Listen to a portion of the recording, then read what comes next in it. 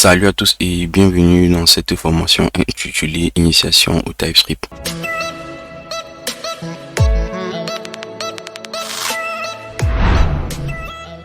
Dans cette vidéo, nous allons apprendre à utiliser les types any, nul, undefined et unknown. Bon, pour commencer déjà, nous allons définir une constante, const que je vais appeler test. Il sera du type par exemple any.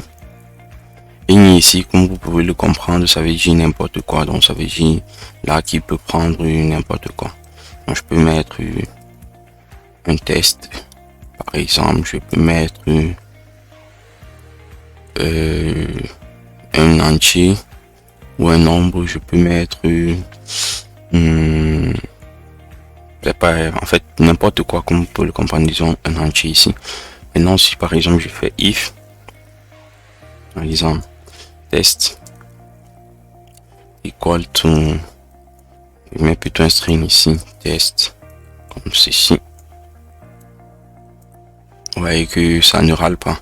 Donc le any ici permet de dire que la constante test peut avoir n'importe quelle valeur. Ça peut être un boolean, ça peut être un string, ça peut être une chaîne de caractères, ça peut être un entier, ça peut être nul, ça peut être undefined, ça peut être unknown.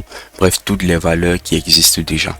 Donc ici aussi je peux mettre par exemple nul, c'est bon. Je peux mettre undefined, ça passe toujours, donc n'importe quelle valeur. Bon, maintenant nous allons passer à la au deuxième type, qui est le type nul. Le type nul ici, comme son nom l'indique, en fait, c'est genre, ça retourne un nul en fait. Du coup, je vais plutôt définir ici une fonction pour ceux qui ont déjà quelques bases en JS. Je vais dire par exemple function, ou bien, je préfère plutôt faire comme ceci. Const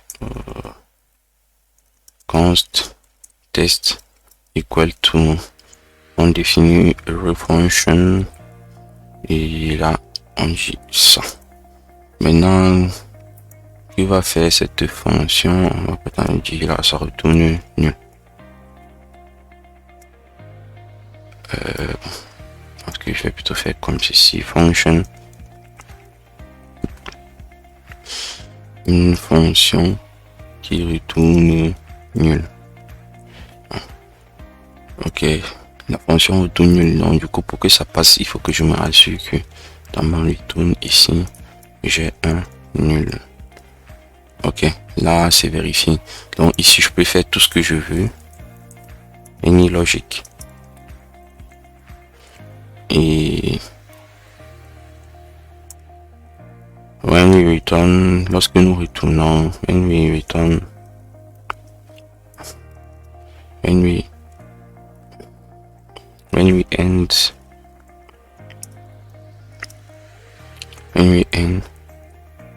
we will return, nous devons retourner nul. Donc en fait le nul ici est utilisé généralement pour dire que bon, la fonction, si peu importe la logique que ça va faire, elle doit retourner nul. Et le nul ici peut être aussi défini sur une constante, ça peut être défini sur une variable en fait. Bon, le prochain type aussi est aussi un type, je crois que je vais ajouter ça ici, le type void, pour dire que notre fonction peut retourner vide. Bon, ici je peux mettre par exemple void.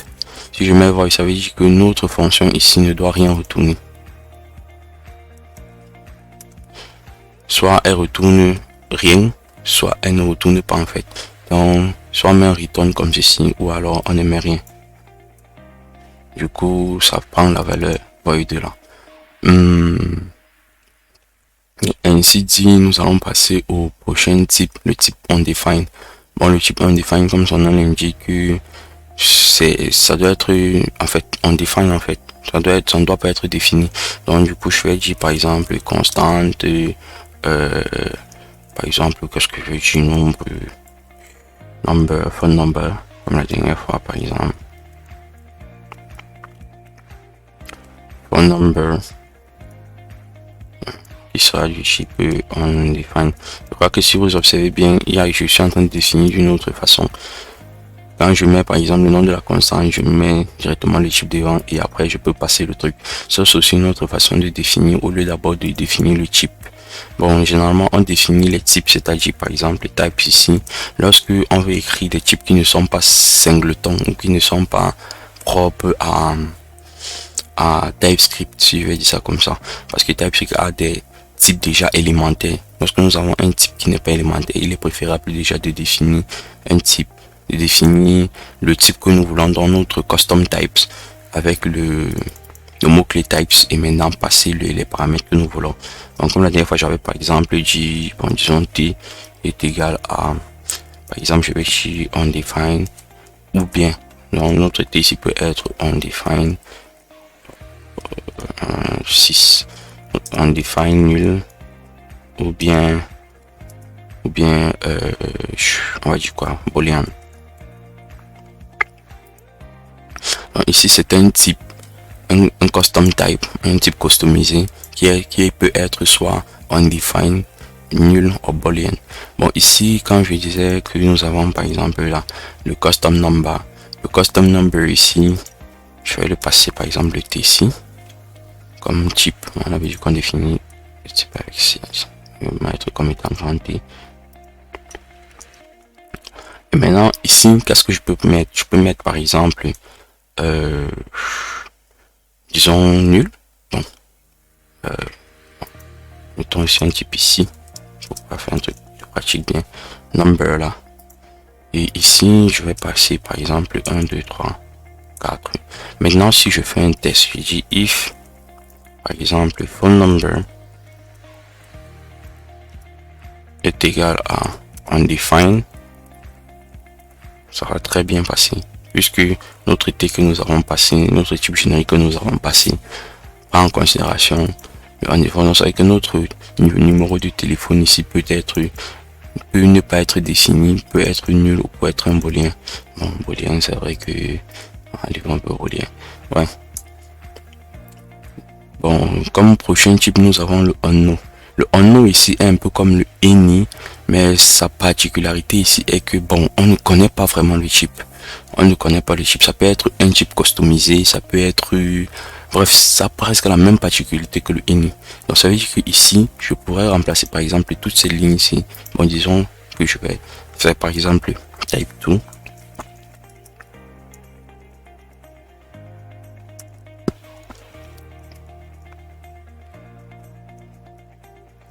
Type 2 qui est égal à unknown. Et maintenant je viens, je le passe ici. Ce que je fais là, type 2, maintenant je le passe ici, du coup je viens, je fais le test. Vous voyez très bien que ça passe. Donc il a pratiquement les mêmes propriétés que il a pratiquement la même propriété que le any en fait. Donc, je crois que nous avons parcouru tout. Nous avons fait le void, nous avons fait le unknown, le undefined, le nul et le any. Donc je vous invite à liker, à partager, à vous abonner sans toutefois oublier d'activer la cloche de notification pour pouvoir recevoir des vidéos futures. Merci.